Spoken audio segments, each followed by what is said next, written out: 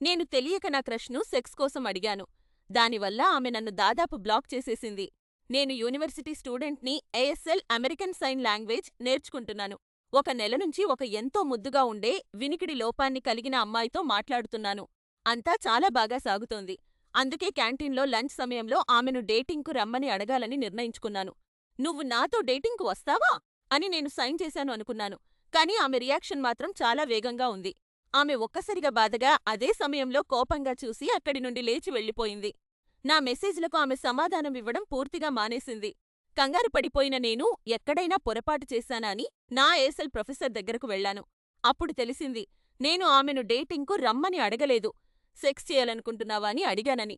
క్యాంపస్‌లోనే నేను అతిపెద్ద తెలివితక్కువ దానిలా అనిపించాను.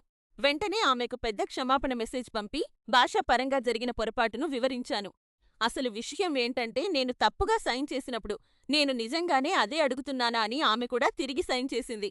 దానికి నేను తెలియక అవును అని సైన్ చేశాను. అదృష్టవశాత్తు ఆమెకు ఆ పొరపాటు సరదాగా అనిపించి నన్ను క్షమించింది.